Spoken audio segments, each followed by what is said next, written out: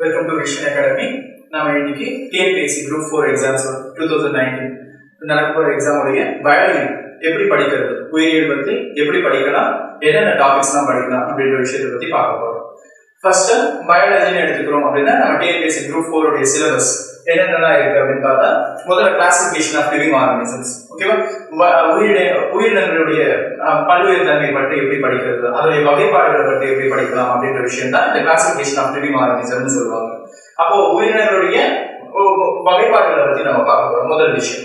ரெண்டாவது என்ன அப்படின்னு பார்த்தா ஊட்டச்சத்துக்கள், நியூட்ரிஷன்ஸ் அண்ட் டயபெட்டிக்ஸ். ஓகே, ஊட்டச்சத்துக்கள் மற்றும் உணவு ஊட்டம் அப்படின்ற விஷயம், என்னென்ன உணவுகள் இருக்கு, என்னென்ன ஊட்டச்சத்துக்கள் எல்லாம் இருக்கு அப்படின்ற விஷயத்துல பார்க்க போறோம். அடுத்து ரெஸ்பிரேஷன் அப்படின்னு சொல்லக்கூடிய டாபிக். ரெஸ்பிரேஷன் அப்படின்னு சொன்னா சுவாசம் அப்படின்னு சொல்லுவோம். இந்த சுவாசம் அப்படின்ற விஷயம் என்னெல்லாம் நம்ம வந்து டாபிக் கவர் பண்ண போறோம். இந்த ரெஸ்பிரேஷன்ஸ்குள்ள என்னெல்லாம் படிக்கணும் அப்படின்ற விஷயத்தை பத்தி பார்க்க போறோம். அடுத்த டாபிக்னு பார்த்தோம் அப்படின்னா பிளட் அண்ட் பிளட் சர்க்குலேஷன், ரத்தம் மற்றும் ரத்த சுழற்சியை பத்தி பார்க்க போறோம். ரத்தம் மற்றும் ரத்த சுழற்சியில என்னெல்லாம் படிக்கணும், எப்படிலாம் அந்த விஷயம் படிக்கணும் அப்படின்ற விஷயத்தை பத்தி பார்க்கலாம். அடுத்த டாபிக்னு பார்க்கும்போது ரீப்ரொடக்டிவ் சிஸ்டம், இனப்பெருக்க மண்டலத்தை பத்தி பார்க்க போறோம். அடுத்த environment, ecology, health and hygiene சொல்லுவாங்க. ஓகே, சுற்றுச்சூழல், சூழலியல் மற்றும் சுகாதாரம், சுத்தம். ஓகேவா, இந்த சுத்தம் மற்றும் சுகாதாரம் இந்த டாபிக் இதுக்குள்ள இருக்கக்கூடிய விஷயம் என்னன்னா இந்த டாபிக்ல படிக்கணும், எப்படி படிக்கலாம் அப்படின்ற விஷயம். அடுத்து ஹியூமன் டிசீசஸ், ரொம்ப இம்பார்ட்டன்டான டாபிக். ஹியூமன் டிசீசஸ் என்னெல்லாம் மனித நோய்கள், மனிதர்களுக்கு ஏற்படக்கூடிய நோய்கள் என்னென்ன வகைகள்லாம் இருக்கு, அந்த நோய்களை பற்றி பார்க்க போறோம். அடுத்து கடைசியா வந்து main concept of life science, முக்கியமான அறிவியல் மூலமா வந்து என்ன விதமான கருத்துக்கள், இந்த உயிர் லைஃப் சயின்ஸ் உடைய மெயின் கான்செப்ட்ஸ்னா என்ன அப்படின்ற விஷயத்தை பத்தி பார்க்க போறோம். இது நம்ம டோட்டல் இந்த டாபிக்ஸ் நம்ம சிலபஸ்ல நம்ம TNPSC கொடுத்திருக்கிற டாபிக்ஸ். இந்த டாபிக்ஸ் இப்போ பயாலஜி படிக்கிறோம் அப்படின்னா கண்டிப்பா இந்த டாபிக்ஸ் எல்லாமே நீங்க கவர் பண்ணி ஆகணும். என்னென்ன டாபிக்ஸ்லாம் இம்பார்ட்டன்ஸ் கொடுத்து கவர் பண்ணுவீங்க, இதுக்கு முன்னாடி கேட்ட கொஸ்டின்ஸ்லாம் என்ன அப்படின்னு பார்த்தா நம்ம நிறைய எல்லா டாபிக்ஸுமே நமக்கு இதுக்கு முன்னாடி கேட்டிருக்காங்க. எல்லா டாபிக்குமே ஒன்று விடாம எல்லா டாபிக்ஸுமே நமக்கு நார்மலா கேட்கக்கூடிய ஒரு டாபிக் தான், கேட்டிருக்கிற ஒரு டாபிக். நமக்கு நார்மலா TNPSC Group 4 எடுத்துக்கிறோம் அப்படின்னா அதுல நம்ம ஒரு 5 கொஸ்டின்ல இருந்து ஒரு 10 கொஸ்டின் வரை நம்ம எதிர்பார்க்கலாம். அது மேக்ஸிமம் 10, மினிமம் கொஸ்டின்ஸ் 5 வரை கேட்டிருக்காங்க. அப்போ என்ன டாபிக்ஸ்லாம் மெயினா இம்பார்ட்டன்ஸ் கொடுத்து படிப்பீங்க அப்படின்னு பார்த்தா முதல்ல கிளாசிபிகேஷன், வகைப்பாடுகளை பற்றி படிக்கணும். உயிரினங்களுடைய வகைப்பாடுகள், என்னென்ன வகையான வகைப்பாடுகள், எப்படிலாம் வகைப்பாடுகளை கொடுத்திருக்காங்க, என்னென்ன வகைகள்லாம் இருக்கு, அதை பற்றி எக்ஸாம்பிள்ஸ் என்ன, அதுக்கு எடுத்துக்காட்டுகள் என்னெல்லாம் கொடுத்திருக்காங்க, அவங்களுக்குன்னு சொல்லிட்டு ஒரு கேரக்டர் வச்சிருப்பாங்க, அவங்களுக்குன்னு சொல்லிட்டு ஒரு பண்புகள் இருக்கும், அந்த பண்புகளை பற்றி பார்க்கணும். அடுத்து நியூட்ரிஷன் டயபெட்டிக்ஸ், ஒரு இம்பார்ட்டன்ட். நியூட்ரிஷன் டயபெட்டிக்ஸ் பொறுத்த வரைக்கும் உணவூட்டம் மற்றும் ஊட்டச்சத்துக்கள் அப்படின்ற டாபிக் பொறுத்த வரைக்கும் நீங்க உணவூட்டம் அப்படின்ற விஷயம் என்னென்ன வகையான உணவூட்டங்கள்லாம் இருக்கு அப்படின்ற டாபிக் பத்தி பார்க்கணும். அந்த உணவூட்டம் அப்படின்ற விஷயத்துல ஊட்டச்சத்துக்கள்னு சொன்னா நம்ம எடுத்துக்கக்கூடிய ஊட்டச்சத்துக்கள் எல்லாமே, இந்த ஊட்டச்சத்துக்களுக்குள்ள நம்ம என்னென்ன இம்பார்ட்டன்ஸ் கொடுத்து படிக்கணும் இப்போ நம்ம பார்ப்போம். முக்கியமான டாபிக்னு பார்த்தா first classification of living organism, ரெண்டாவது நியூட்ரிஷன் அண்ட் டயபெட்டிக்ஸ், மூணாவது ரெஸ்பிரேஷன் சுவாசம் அப்படின்ற டாபிக்கும் இம்பார்ட்டன்ட். அடுத்து பிளட் அண்ட் பிளட் சர்க்குலேஷன், ஓகேவா, ரத்தம் மற்றும் ரத்த சுழற்சி அப்படின்ற டாபிக்கும் நமக்கு இம்பார்ட்டன்ட். அடுத்த டாபிக் ரீப்ரொடக்டிவ் சிஸ்டம், ஓகேவா, இனப்பெருக்க மண்டலம் அப்படின்ற டாபிக் இம்பார்ட்டன்ட். அடுத்து ஹியூமன் டிசீசஸ், ஓகேவா, ஹியூமன் டிசீசஸ் அப்படின்ற டாபிக்கும் நமக்கு இம்பார்ட்டன்ட். உயிரினுடைய மனிதர்களுக்கு ஏற்படக்கூடிய நோய்கள், என்னென்ன நோய்கள் எல்லாம், என்னென்ன வகையான நோய்கள் எல்லாம் ஏற்படுது அப்படின்ற டாபிக். இந்த டாபிக்ஸ் எல்லாம் நீங்க ரொம்ப ரொம்ப இம்பார்ட்டன்ஸ் கொடுத்து படிச்சிருக்கணும். ஓகேவா, அப்போ எப்படி படிக்கலாம் இந்த விஷயம் அப்படின்னு பார்த்தா முதல்ல நம்ம ஒவ்வொன்றா வந்து டிஸ்கஸ் பண்ணுவோம். கிளாசிபிகேஷன் ஆஃப் லிவிங் ஆர்கனிசம் எப்படி என்னெல்லாம் படிக்கலாம், அதுல என்ன இருக்கு அப்படின்ற விஷயத்த நான் உங்களுக்கு ரொம்ப ஷார்ட்டா வந்து நான் சொல்றேன். First classification of living organism அப்படின்னு எடுத்துக்கிறோம் அப்படின்னா முதல்ல உயிரினங்களை வகைப்படுத்தணும். எதுக்காக உயிரினங்களை வகைப்படுத்தணும் அப்படின்னு பார்த்தா நிறைய வகையான உயிரினங்கள் இருக்கு, நிறைய வகையான உயிரினங்கள், பல்வேறு தன்மை அப்படின்னு சொல்லிருக்கோம். பயோடைவர்சிட்டி அப்படின்ற ஒரு நிலைமை நம்ம பூமியில நிலவுது. பல்வேறு தன்மைன்னு சொன்னா என்ன விஷயம், நிறைய வகைகளான விதவிதமான வெரைட்டிஸ் ஆஃப் ஸ்பீசிஸ் நம்ம பூமியில இருக்கு. அந்த உயிரினங்கள் எல்லாம் என்ன பண்றாங்க அப்படின்னு பார்த்தா அதை வகைப்படுத்தி வைக்கிறாங்க. அந்த வகைப்பாடை யார் கொடுக்குறாங்க, என்னென்ன விஷயம் இதுல நடைபெறுது, இந்த வகைப்பாடுகளை முக்கியமானவங்க கரோடஸ் லினேயஸ், அரிஸ்டாட்டில், அடுத்து ஆரஞ்ச் விட்டேக்கர், இவங்க எல்லாம் ரொம்ப இம்பார்ட்டன்டான பர்சன் இந்த கிளாசிபிகேஷன்ஸ்குள்ள.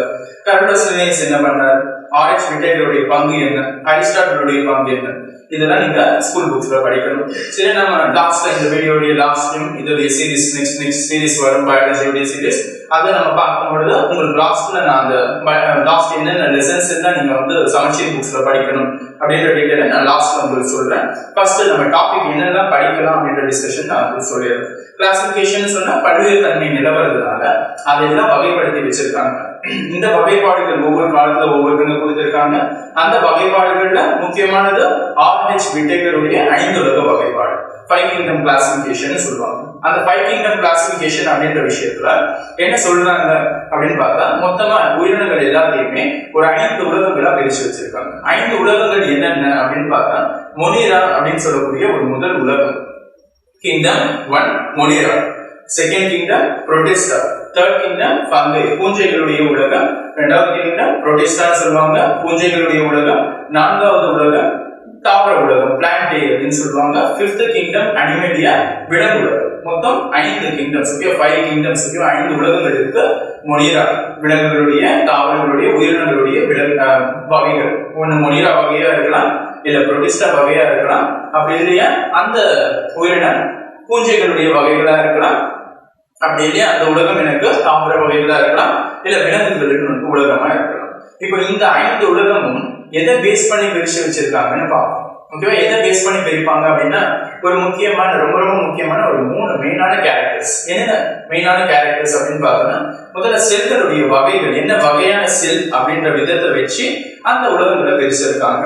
இரண்டாவது, அந்த செல்கள் வகை அப்படின்னு பார்த்தாலே வந்து 2 வகையான செல்கள், ஒன்று ப்ரோகேரியாட்டிக் செல்கள்னு சொல்லுவாங்க, ரெண்டாவது யூகேரியாட்டிக் செல் அமைப்பு அப்படின்னு சொல்லுவாங்க. இந்த ப்ரோகேரியாட்டிக் செல் அமைப்பு கொண்ட உயிரினமா இல்ல யூகேரியாட்டிக் செல் அமைப்பு கொண்ட உயிரினமா அப்படின்ற விஷயத்தை பேஸ் பண்ணி முதல்ல பிரிச்சிருக்காங்க இந்த உலகத்தை. ரெண்டாவது, அந்த செல் வகையை தவிர்த்து அந்த செல் வகையினால் உருவாக்கக்கூடிய உயிரினம் எந்த வகையான செல் அமைப்புடையது.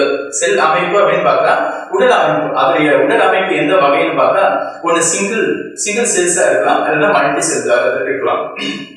ஒரு செல் உயிரிகளா இருக்கலாம், இல்ல பல செல் உயிரிகளா வந்து அந்த உயிரினம் இருக்கலாம். அப்போ யூனிசெல்லுலாரா இல்ல மல்டி செல்லுலாரா அப்படின்ற விஷயத்தை பேஸ் பண்ணி பிரிக்கிறாங்க. முதல் விஷயம் அதோடைய செல் அமைப்பு, இரண்டாவது அதோடைய உடல் அமைப்பு, மூணாவது விஷயம் அதோடைய உணவூட்டம். என்ன வகையான உணவூட்டம் எடுத்துக்கலாம் அப்படின்னு பார்த்தா, ஒரு வகையான உயிரினங்கள் அதுக்கு தற்சார்பு உணவூட்டம் அப்படின்னு சொல்லக்கூடிய ஆட்டோட்ரோபிக் மெத்தட் மூலமா அதுக்கு ஃபுட் எடுத்துக்கும். இரண்டாவது வகையான உயிரினங்கள் அது ஹெட்ரோட்ரோபிக் அப்படின்ற ஒரு வகை மூலமா, பிறச்சார்பு உணவூட்டம் அப்படின்ற ஒரு முறை மூலமா உணவுகளை எடுத்துக்கலாம். நாம இப்ப பார்க்க போற இந்த 5 உலகத்துல இருக்கக்கூடிய உயிரினங்கள் இந்த 3 விஷயத்திலுமே வித்தியாசப்பட்டு இருக்கும். இந்த வித்தியாசத்தை தான் பேஸ் பண்ணி நம்ம இந்த உலகங்களை பிரிச்சிருக்கோம். அப்ப இந்த உலகங்கள் என்னென்ன கேரக்டர் அப்படின்னு பார்த்தா, இந்த மெயினான 3 கேரக்டர். நாலாவது இன்னொரு கேரக்டர் சொல்லுவாங்க செல் சுவர். செல் சுவர் அப்படின்ற விஷயம் என்ன அப்படின்னு பார்த்தா, செல் சுவர் அடிப்படையில ஒரு சில தாவரங்கள்ல தான் செல் சுவர் இருக்கும். நார்மலா தாவரங்கள்னு சொன்னாலே செல் சுவர் வெளியிடும், விலங்குகள் சொன்னாலே செல் சுவர் அற்றது. அப்ப இந்த வித்தியாசம் இந்த 4 உலகத்துக்குமே, இந்த 5 உலகங்களுமே இந்த 4 கேரக்டர், மேஜர் கேரக்டர்ஸ் பேஸ் பண்ணி பிரிச்சு வச்சுட்டாங்க. இந்த உலகங்களுக்குள்ள யாரெல்லாம் எக்ஸாம்பிள்ஸ், இவங்களுடைய இன்னும் என்னென்ன கேரக்டர்ஸ் எல்லாம் இருக்கு, இதை நம்ம புக்ஸ்ல நமக்கு டீடைலா தந்திருக்காங்க. ஓகேவா? அப்ப அந்த புக்ல இருக்கக்கூடிய என்னென்ன கேரக்டர்ஸ், இதுல எக்ஸாம்பிள்ஸ் யாரெல்லாம் எக்ஸாம்பிள், மொனிரா உலகத்துல யார் எக்ஸாம்பிள், அதுல அந்த எக்ஸாம்பிள்ல இம்பார்ட்டன்ஸ் என்ன இருக்கு, அதோடைய அந்த உயிரினம் ஒரு இம்பார்ட்டன்ஸ், அதுக்குன்னு சொல்லிட்டு ஒரு அம்சம் இருக்கும், அதுக்குன்னு சொல்லிட்டு ஒரு பயன் இருக்கும். அந்த பயன் பேஸ் பண்ணி தான் நம்ம கொஸ்டின்ஸ் எடுப்பாங்க. அந்த எக்ஸாம்பிள் பேஸ் பண்ணி தான் நம்ம கொஸ்டின்ஸ், அந்த கேரக்டர் பேஸ் பண்ணி தான் கொஸ்டின். அப்போ கிளாசிபிகேஷன் ஆஃப் லிவிங் ஆர்கனிசம் நீங்க படிக்கும் பொழுது எந்த வகை அப்படின்ற விதத்தை முதல்ல பார்க்கணும். ரெண்டாவது விஷயம், அந்த உயிரினம் என்ன எக்ஸாம்பிள்ஸ், அந்த வகைகளுக்குள்ள என்ன எக்ஸாம்பிள்ஸ்லாம் வருது அப்படின்ற விஷயத்தை நம்ம கவனிக்கணும். மூணாவது, அந்த எக்ஸாம்பிளுக்கு சொல்லிட்டு ஒரு சில இம்பார்ட்டன்ஸ் இருக்கும், அதுக்குன்னு சொல்லிட்டு ஒரு சில பயன்கள், பண்புகள் இருக்கலாம், அதை பேஸ் பண்ணி நம்ம கொஸ்டின்ஸ். அப்ப இந்த 3 விஷயம் தான் நீங்க மெயினா கிளாசிபிகேஷன் ஆஃப் லிவிங் ஆர்கனிசம் அப்படின்னு சொல்லக்கூடிய இந்த விஷயத்தை நீங்க படிக்கணும். அப்போ இது ஃபர்ஸ்ட் டாபிக் கிளாசிபிகேஷன். மெயினா இதுல படிக்கிறது விலங்குலகம், தாவர உலகம். இந்த ரெண்டுமே வந்து வகைகளா பிரிப்பாங்க. மேற்கொண்டு நம்ம 5 உலகங்கள் பார்த்தோம் இல்லையா, இந்த 5 உலகத்துல தாவர உலகத்தை ஒரு 5 பிரிவுகளா பிரிப்பாங்க, 5 டிவிஷன்ஸ். ஓகேவா? என்னென்ன டிவிஷன்ஸ் எல்லாம் இருக்கு, அதுல என்ன எக்ஸாம்பிள், அந்த டிவிஷன்ஸா பிரிக்கிறதுக்கான காரணங்கள் என்ன. அப்போ இதே மாதிரி விலங்குலகத்தையும் என்ன பண்றாங்க அப்படின்னா, இதே தொகுதிகளா பிரிக்கிறாங்க, ஃபைலம்ஸ்னு சொல்லுவாங்க. இந்த ஃபைலம் அப்படின்ற விதம் டோட்டல் 11 ஃபைலம்ஸ், மொத்தம் 11 ஃபைலங்களா வந்து பிரிச்சு வச்சிருப்பாங்க. அந்த 11 ஃபைலங்கள் என்னெல்லாம் இருக்கு, அதுவே கேரக்டர், அதுவே எக்ஸாம்பிள்ஸ். இதெல்லாம் நீங்க இந்த கிளாசிஃபிகேஷன் ஆஃப் லிவிங் ஆர்கானிசம் இந்த டாபிக்ல நீங்க படிச்சு வச்சிருக்கணும். இந்த டாபிக்ல இதெல்லாம் நீங்க கவர் பண்ணிட்டீங்க அப்படின்னா கண்டிப்பா நீங்க அதுல கேட்கிற கொஸ்டின்ஸ் இதை பேஸ் பண்ணி இந்த டாபிக்ல இருந்து கேட்கிற கொஸ்டின்ஸ் உங்களால கவர் பண்ண முடியும். ஃபர்ஸ்ட் என்ன படிப்பீங்க கிளாசிஃபிகேஷன்ல? கிளாசிஃபிகேஷன் அப்படின்ற விதத்துல முதல்ல டாக்ஸானமி, அதாவது வகைப்பாட்டியல் அப்படின்னு சொல்லக்கூடிய பிரிவு. வகைப்பாட்டியல்னா எதுவும் கிடையாது, வகைப்படுத்தக்கூடிய பிரிவு. அந்த கிளாசிஃபிகேஷன்ஸ்க்கு பேர் தான் டாக்ஸானமி. அந்த பிரிவு பற்றியான படிப்பு தான் டாக்ஸானமி. அந்த டாக்ஸானமி அப்படின்ற விதத்தை உருவாக்குனது யாரு? அறிஞர்களுடைய பேர்களை படிக்க போறீங்க. ஓகேவா? அடுத்தது அந்த அறிஞர்கள் உருவாக்கின விஷயம் என்ன? அதாவது 5 உலக வகைப்பாடா இருக்கலாம், 2 உலக வகைப்பாடா இருக்கலாம். இந்த உலக வகைப்பாடுகள் என்னெல்லாம் இருக்கு, அந்த உலக வகைப்பாடுகளை பிரிக்கிறதுக்கான பண்புகள் என்ன அடிப்படையில பிரிச்சிருக்காங்க, அதுல என்னென்ன எக்ஸாம்பிள்ஸ் வரப்போகுது, அந்த எக்ஸாம்பிள்ஸ்க்கு என்ன இம்பார்ட்டன்ஸ், அந்த ஒரு சில எக்ஸாம்பிள்ஸ்க்கு என்ன இம்பார்ட்டன்ஸ், இந்த விஷயத்தை மட்டும் நீங்க படிக்க போறீங்க. இது first classification of living organism. ரெண்டாவது நியூட்ரிஷன் அண்ட் டயபெட்டிக்ஸ். இந்த டாபிக்ல என்ன இருக்கு, என்ன படிக்கலாம் அப்படின்னு பார்த்தா உணவூட்டம் மற்றும் ஊட்டச்சத்துக்கள்.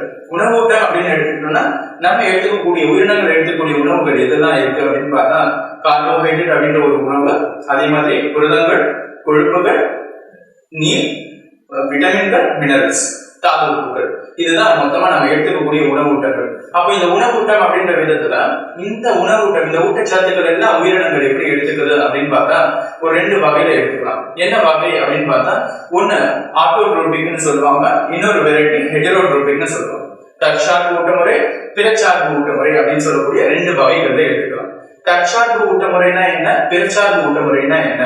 தாவரங்கள் அதோடைய உணவை எப்படி தயாரிக்குதா, அது ஒரு ஒளிச்சேர்க்கை அப்படின்னு சொல்லக்கூடிய போட்டோசிந்தசிஸ் அப்படின்னு சொல்லக்கூடிய ஒரு ப்ராசஸ் மூலமா தயாரிக்குது. அப்ப அந்த போட்டோசிந்தசிஸ் மூலமா அதோடைய உணவை தயாரிக்கிறதுனால அந்த உணவூட்ட முறைக்கு பேரு தான் ஆட்டோட்ரோபிக்னு சொல்லுவாங்க. அதாவது அதோடைய உணவை அதுவே தயார் பண்ணக்கூடிய பண்புகள் பெற்ற உயிரினங்கள் தற்சார்பு ஊட்ட முறை. அந்த உணவை தன்னால தயாரிக்க முடியாது, இன்னொரு டிபெண்ட் பண்ணி தான் இருக்கணும் முறையை சார்ந்தது. பிறச்சார்புன்னா அது இன்னொரு உயிரினத்தை சார்ந்து இருக்கும், ஒரு தாவரத்தை சார்ந்து இருக்கலாம், இல்ல விலங்குகளை சார்ந்து இருக்கலாம். அந்த பிறச்சார்புக்குள்ள வரக்கூடியது யாரா இருக்கலாம், நம்ம இருக்கலாம், இல்ல விலங்குகள். ஓகேவா? அப்போ இவங்க எல்லாம் இந்த தற்சார்பு பிறச்சார்பு அப்படின்ற 2 வகைகளுக்குள்ள உணவூட்ட முறைகள் இருக்கு. அப்போ இந்த விஷயத்துல நமக்கு எக்ஸாம் பாயிண்ட்ல என்னெல்லாம் இம்பார்ட்டன்ட், இதுதான் மெயினான விஷயம் இந்த உணவூட்டம் அப்படின்ற விதத்துல. அப்போ இதுல நமக்கு என்னெல்லாம் எக்ஸாம்பிள்ஸ்ல கேட்பாங்க அப்படின்னு, எக்ஸாம்பிள் நமக்கு என்னெல்லாம் விஷயம் கேட்கிறாங்க அப்படின்னு பார்த்தா முதல்ல பார்த்தோம் இல்லையா, என்னென்ன ஊட்டச்சத்துக்கள் இருக்கு அப்படின்ற விதம், விட்டமின்கள் இருக்கலாம், மினரல்ஸ், தாது உப்புகள் இருக்கலாம்னு சொல்லிட்டு இந்த விட்டமின்கள் என்னென்ன விட்டமின்கள் எல்லாம் இருக்கு.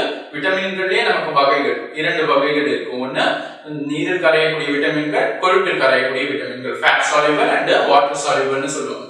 இந்த விட்டமின்கள் என்ன கெமிக்கல் நேம் இருக்குன்னு சொல்லிட்டு ஒரு வேதி பெயர் இருக்கும். அந்த வேதி பெயர் என்ன, அந்த விட்டமின்கள் என்ன குறைபாடு நோய்களை ஏற்படுத்தும், அந்த விட்டமின்கள் குறைபாடுனால ஏற்படக்கூடிய நோய்கள் என்ன, அதனால ஏற்படக்கூடிய சிம்டம்ஸ், அதனால ஏற்படக்கூடிய அறிகுறிகள் என்ன, இந்த விஷயத்தை எல்லாம் நமக்கு இந்த நியூட்ரிஷன் அண்ட் டயபெட்டிக்ஸ் அப்படின்ற டாபிக்ல நீங்க படிச்சு வைக்கணும். அதாவது ஊட்டச்சத்துக்கள், அந்த ஊட்டச்சத்துக்களுடைய குறைபாடுகள் என்ன அப்படின்ற விதத்தை நீங்க படிச்சு வைக்கணும்.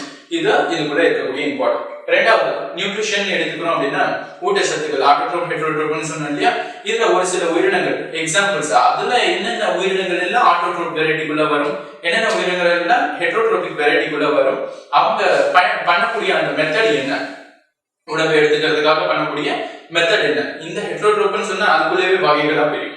அந்த வகைகளுக்குள்ள வரக்கூடிய எக்ஸாம்பிள்ஸ் யாரு, இதே மாதிரி இந்த நியூட்ரிஷன் டயபெட்டிக்ஸ் இந்த டாபிக் உள்ள நம்ம ஹியூமன் டைஜஸ்டிவ் சிஸ்டம், விலங்குகளே உணவை எடுக்கக்கூடிய முறைகள் ஒரு 5 வகைகள், 5 முறைகள் பயன்படுத்தி உணவை எடுத்துக்கும்.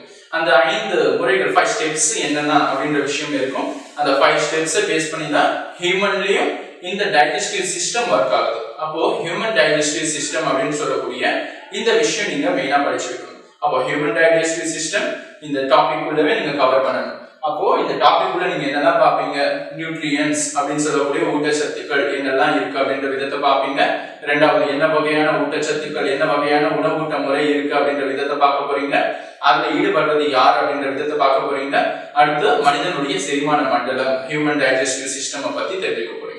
இதெல்லாம் பாக்குறீங்க அப்படின்னா இந்த நியூட்ரிஷன் அண்ட் டயபெட்டிக்ஸ் அப்படின்ற டாபிக் உங்களுக்கு கவர் ஆயிடும். இதுலயே தாவரங்கள் ஒரு சிலது இருக்கும், சில வகையான தாவரங்கள் ஒரு விதமான உணவூட்டத்தை எடுத்துக்கும்.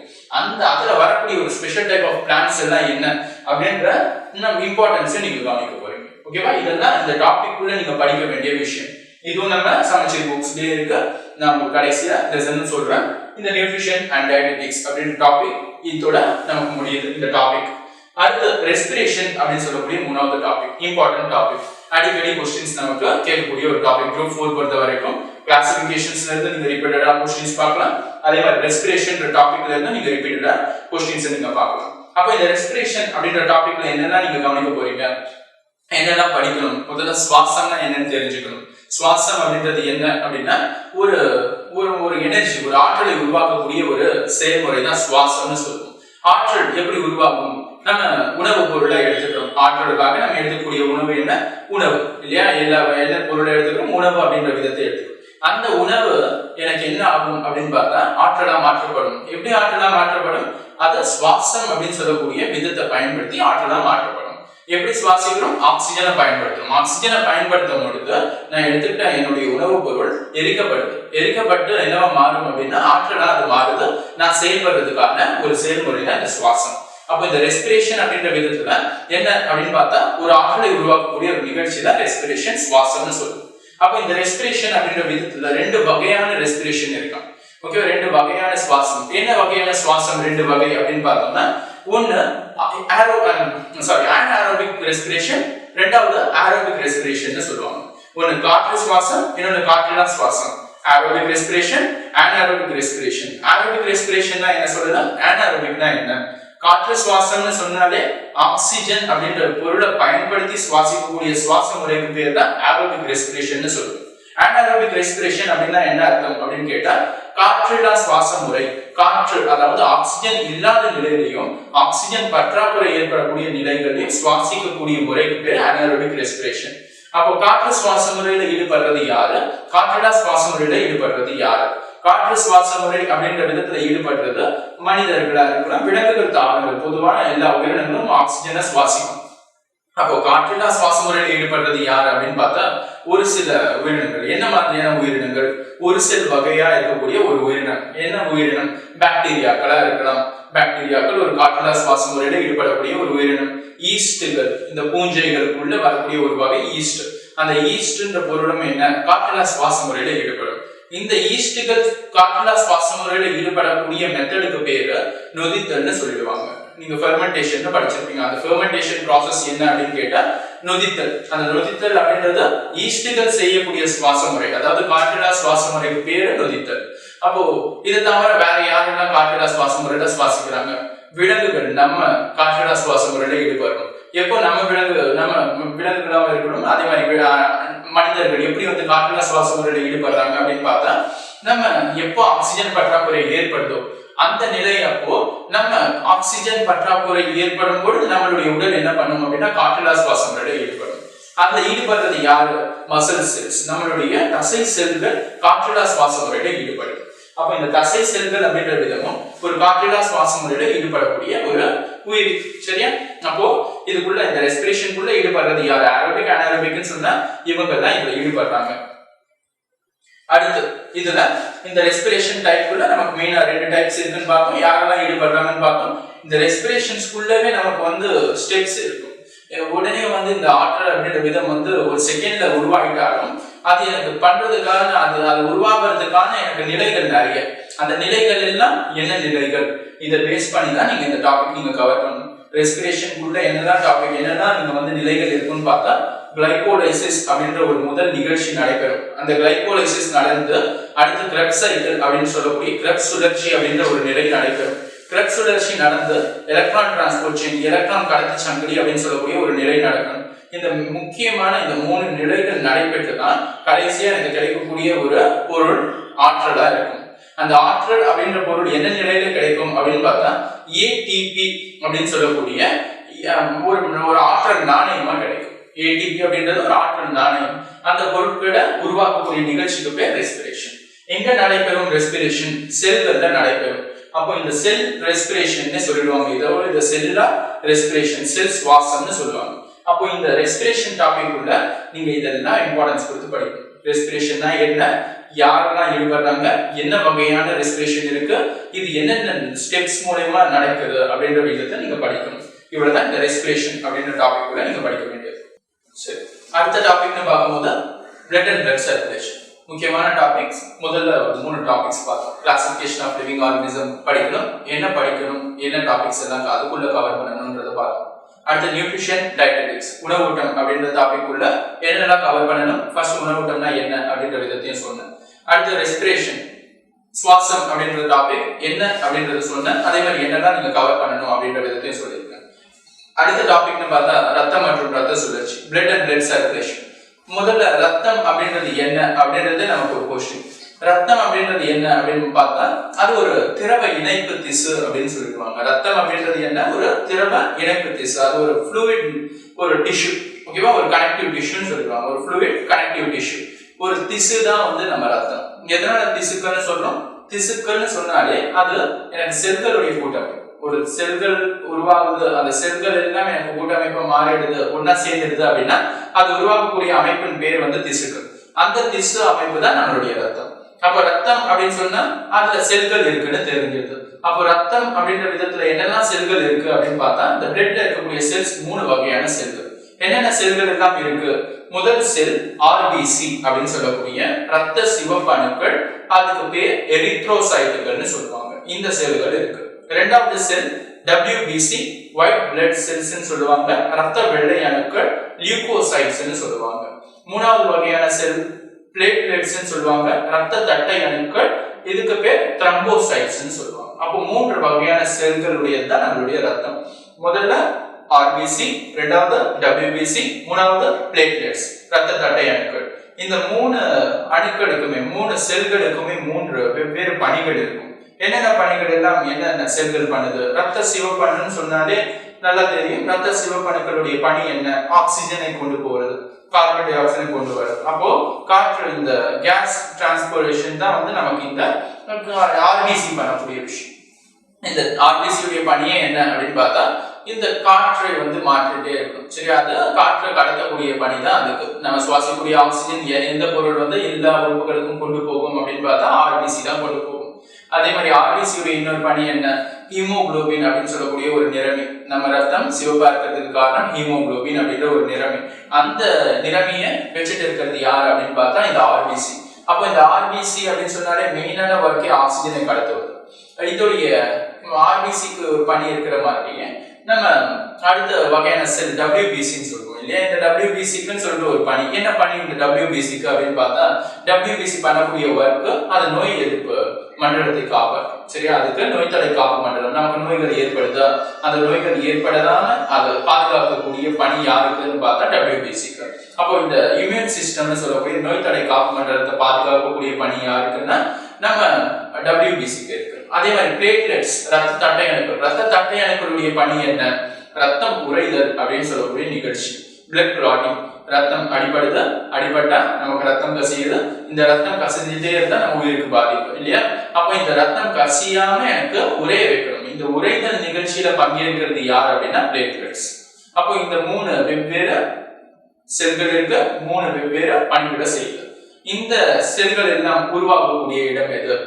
எலும்பு மஜ்ஜை, நம்மளுடைய போன் மேரோன்னு சொல்லக்கூடிய எலும்பு மஜ்ஜையில் உருவாகும். இந்த செல்கள் அழியக்கூடிய இடம் எது? கல்லீரல், லிவர்ல போயிட்டா இந்த செல்கள் எல்லாம் இதோடைய வாழ்நாள் முடிஞ்சிட்ட அப்புறம் அழியும். அப்ப வாழ்நாள் முடிஞ்சிட்ட அப்புறம் அழியும் அப்படின்னா அதுக்குன்னு சொல்லிட்டு ஒரு வாழ்நாள் இருக்கு. அந்த வாழ்நாள்கள்லாம் என்ன?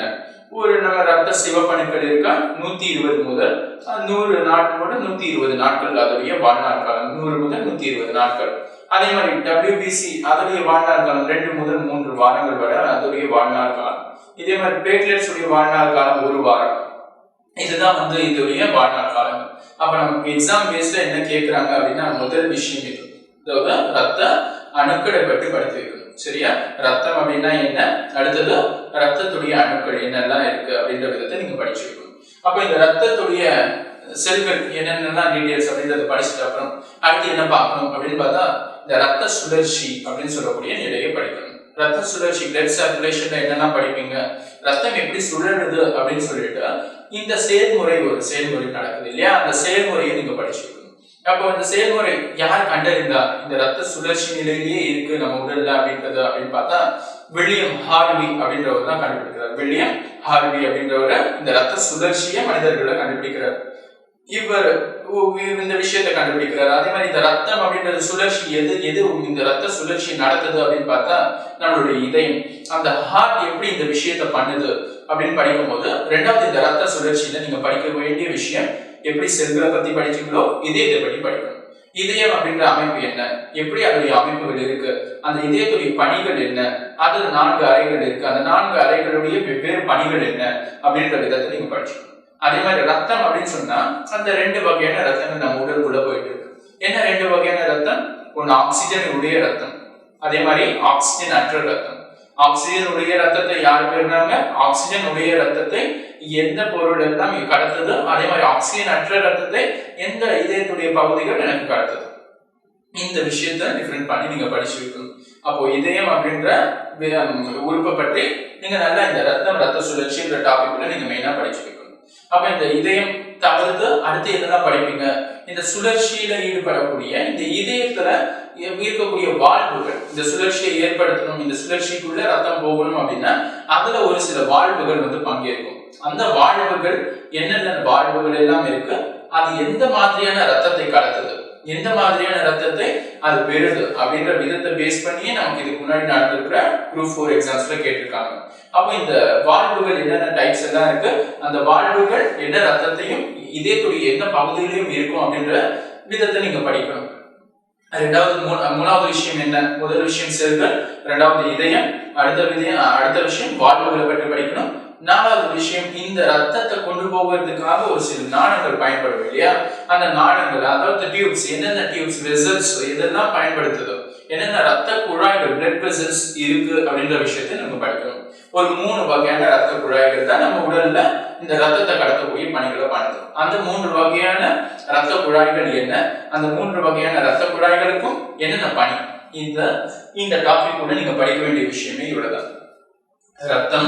ரத்தம்னா என்ன, ரத்தம் அப்படின்றதுல இருக்கக்கூடிய செல்கள், என்னென்ன செல்கள் இருக்கு அதோடைய டீடைல்ஸ் படிக்கணும். 3வது ரத்தத்தை கடத்தக்கூடிய பணியை பண்ணக்கூடியது யாரு? நம்ம இதயத்துடைய அமைப்பை பற்றி படிக்க போறீங்க. இந்த இதயத்துல இருக்கக்கூடிய வாழ்வுகள், இந்த இதயத்துடைய வாழ்வுகளா இருக்கட்டும், இதயமா இருக்கட்டும், ரத்தத்தை கொண்டு போகிறதுக்கான ஒரு வழி பிளட் வெசல்ஸ், ரத்த குழாய்கள், இந்த ரத்த குழாய்களை பத்தி படிக்கணும். அப்ப டோட்டலா இந்த இதயத்துடைய செயல்முறை ஹார்ட் ஃபங்க்ஷன் என்ன அப்படின்னு பார்த்தா சுருங்கி விடுதல் அப்படின்ற ஃபங்க்ஷன். அப்ப இந்த சுருங்கி விடுதல் மூலமா தான் என்ன பண்ணணும்? ரத்தத்தை இதுல பம்ப் பண்ணி அனுப்புது, ரத்தத்தை இதை கடத்துது. அப்போ இந்த சுழற்சி நிலையில வைக்குது. அப்போ இந்த விஷயம், இந்த blood and blood circulation topic உள்ள நீங்க மெயினா கவர் பண்ண வேண்டியது இந்த பகுதிகள் தான். சரி, இப்போ நான் சொல்லியிருக்கிற இந்த ஸ்டெப்ஸ், இந்த பகுதிகள் எல்லாம் நீங்க கவனிச்சு வைக்கணும். அப்போ இந்த டாபிக்ஸ் பொறுத்தவரை இப்போ நம்ம ஃபர்ஸ்ட் இந்த டாபிக்ஸ் பார்த்திருக்கோம். இந்த டாபிக்ஸ் பொறுத்த வரைக்கும் என்னெல்லாம் படிக்கணும், எப்படி படிக்கணும்ன்ற விஷயத்த சொல்லியிருக்கேன். நம்ம நெக்ஸ்ட் அடுத்தடுத்த வீடியோஸ் வரும்பொழுது நான் உங்களுக்கு பேலன்ஸ் இருக்கக்கூடிய டாபிக்ஸை பற்றியும் நான் உங்களுக்கு டிஸ்கஸ் பண்றேன், எப்படி படிக்கலாம் அப்படின்றத. இந்த வீடியோஸ் உடைய கடைசி சீரீஸ்ல நான் உங்களுக்கு என்ன டாபிக் எந்த லெசன்ஸ்ல படிக்கணும், நம்ம ஏற்கனவே டிஎன்பிஎஸ்சி குரூப் 4 எக்ஸாம்ஸ்ல கேட்டிருந்தா பயாலஜி பேஸ்ல என்னென்ன கொஸ்டின்ஸ்லாம் வந்திருக்கு அப்படின்றதை நான் உங்களுக்கு டிஸ்கஸ் பண்றேன். ஓகேவா? இது நம்ம டிஎன்பிஎஸ்சி குரூப் 4 எக்ஸாம்ஸ். இந்த டாபிக்ஸ் எல்லாம் நீங்க இப்போ நம்ம பார்த்த வரைக்கும் கவர் பண்ணி வைங்க, நீங்க படிச்சு வைங்க. மெயினா ஏதாச்சும் டவுட்ஸ் இருக்கு அப்படின்னா நம்மளுடைய கமெண்ட் செக்ஷன்ல நீங்க கொடுக்கலாம். அந்த டவுட்ஸ் உங்களுக்கு நெக்ஸ்ட் கிளாஸஸ்ல நெக்ஸ்ட் வீடியோஸ்ல உங்களுக்கு கிளியர் பண்ணப்படும். இந்த மாதிரி டெய்லி நியூஸ் அஃபேர்ஸ்க்கு விஷன் அகாடமியை சப்ஸ்கிரைப் பண்ணுங்கள். மறக்காமல் பக்கத்தில் இருக்க பெல் பட்டனை ப்ரெஸ் பண்ணுங்கள். இந்த வீடியோ உங்களுக்கு பிடிச்சிருந்துச்சுன்னா லைக் பண்ணுங்கள், ஷேர் பண்ணுங்கள். இந்த வீடியோ பற்றி ஏதாவது டவுட்ஸ் இருந்துச்சுன்னா கமெண்ட் பண்ணுங்கள்.